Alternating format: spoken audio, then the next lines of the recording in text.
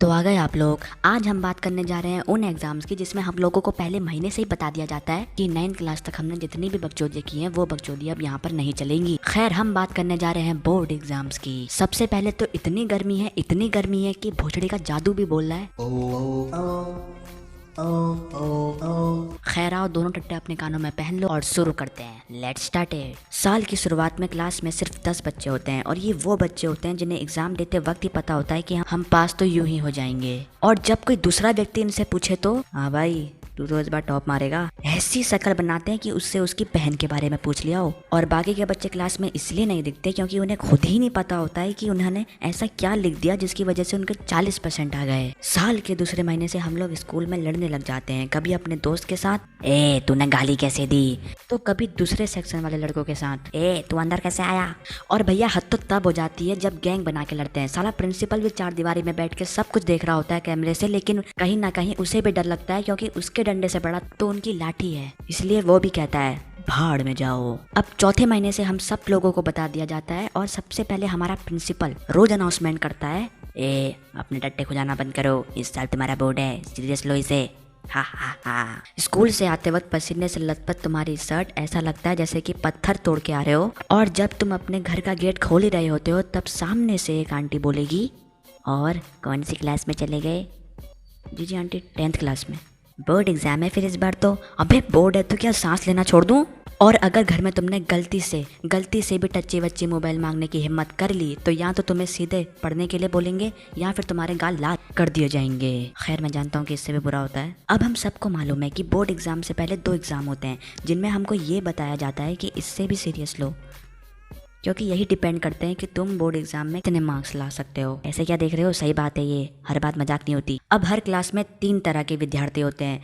पहले वो लोग होते हैं जिनका मकसद होता है 99% लेके आना, इतने में तो मेरे जैसे 3 पास हो जाए। और दूसरे वो लोग होते हैं जिनका कुछ समझ नहीं आता कि वह कब बकचोदी करते हैं और कब पढ़ाई करते हैं। इनकी खास बात पता है क्या होती है, ये क्लास के मॉनिटर होते हैं जो घर में पढ़ाई करते हैं और स्कूल में इनको देख के ऐसा लगता है जैसे कि इनसे बड़ा हरामी कोई है ही नहीं।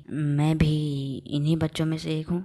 और तीसरे बच्चे ऐसे होते हैं जिराफ के जैसे लंबे, लकड़ी से भी पतली बॉडी और आदि मानव की तरह दिखने वाले ये लोग। इनका मकसद सिर्फ महीने में एक बार स्कूल आना होता है और ये उस दिन विक्रम भट्ट की एक रात वाली फिल्म की तरह सारी यादें बटोर लेते हैं। लेकिन एक बात तो है, टीचर ना ही पहले वाले बच्चों को पकड़ते हैं और ना ही तीसरे वाले बच्चों को पकड़ते हैं, ये पकड़ते हैं दूसरे नंबर के बच्चों को। क्योंकि हम लोग नहीं इसका जवाब तुम दो ना, तुम दोगे इसका जवाब ना, तुम दोगे। अब वो दिन आ चुका है जिसके लिए सालों से तो तुम नहीं नहा रहे होते हो, लेकिन जिस दिन तुम्हारा एग्जाम होता है ना, उस दिन पिठिया कुमकुम लगाकर ऐसे ब्रह्मचारी बन के जाते हो एग्जाम देने जैसे कि तुमने पूरे साल भर पढ़ाई कर रखी हो। और कुछ बच्चे तो ये सोचकर रात भर नहीं सोते कि कल क्या लिखेंगे, और सुबह उठते वक्त लोग सबसे पहले मंदिर जाते हैं, उसके बाद एग्जाम देने जाते हैं। ये बात तो होती है एग्जाम की, जब एग्जाम चल रहे होते हैं। लेकिन इससे पहले जो होता है ना हमारे साथ, वो सबसे बड़ा टॉर्चर होता है। सबसे पहले तुमसे कहा जाता है अगर तू गलती से भी फेल हो गया तो तुझे घर से बेदखल कर देंगे।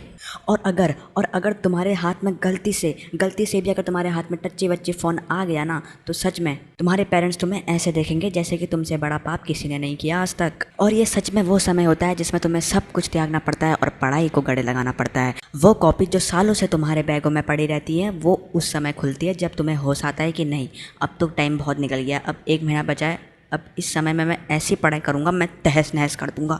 और कुछ बच्चे तो 4 पन्ने लिखने के बाद लास्ट में ओम जय माता दी ऐसे चीज़ें लिख के आ जाते हैं जिसे देखकर मास्टर जी भी कहते हैं यह तो टट्टी है। और जिन बच्चों को कुछ नहीं आता ना, उनके पास सिर्फ 2 ही रास्ते होते हैं, करो या मरो। तो सबसे पहले वो अपने दिमाग को नींबू की तरह निचोड़ते हैं और उससे जितना निकलता है उतना अपनी कॉपी में चेप देते हैं, और बाकी का जो उनको नहीं आता और उस चीज़ को वो ऐसे लिखते हैं जैसे कि रामायण इन्हीं ने बनाई हो। अब रिजल्ट के टाइम पे 3 तरह के लोग होते हैं जिन्हें 3 तरह के रिजल्ट चाहिए होते हैं। पहला वो होता है जिसने ना ही मोबाइल को छुआ होता है और ना ही कुछ छुआ होता है इनका एम होता है 95%।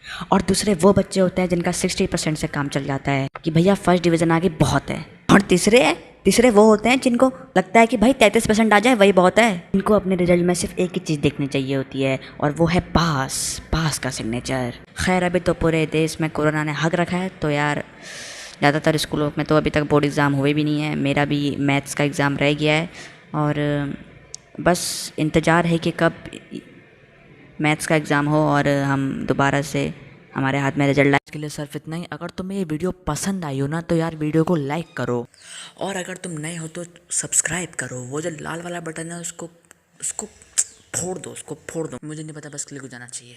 अब मैं भी जा रहा हूँ, मुझे पढ़ाई करनी है।